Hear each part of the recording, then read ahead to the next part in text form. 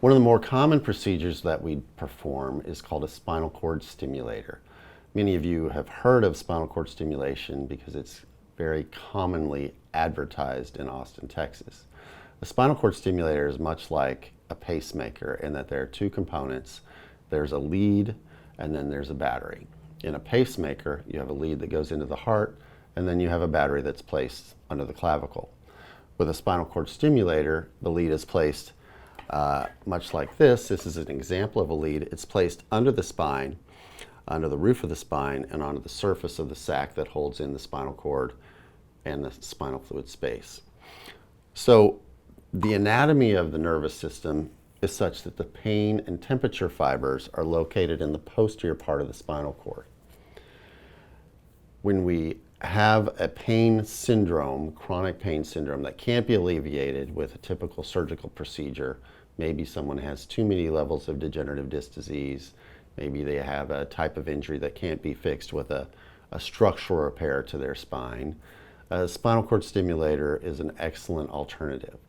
The process for undergoing a spinal cord stimulator is not uncomplicated, and this is one of the things that we want to share with you.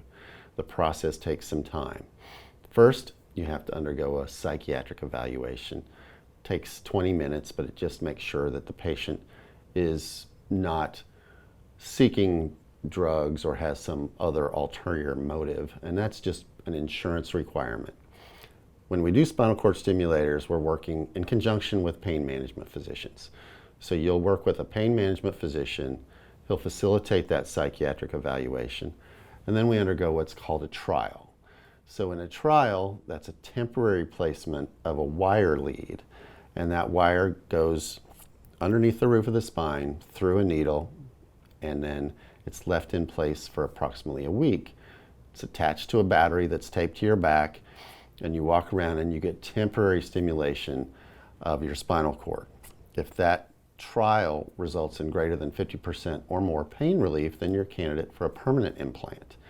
And that's where we come in. We do the permanent implant. So that's a surgical procedure.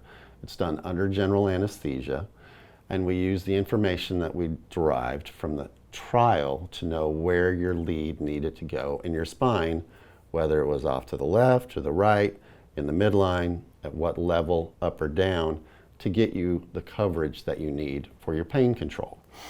So the spinal cord stimulator, once it's implanted, it's two components. It's this lead, which is the permanent paddle lead, and then it's the battery, or the IPG.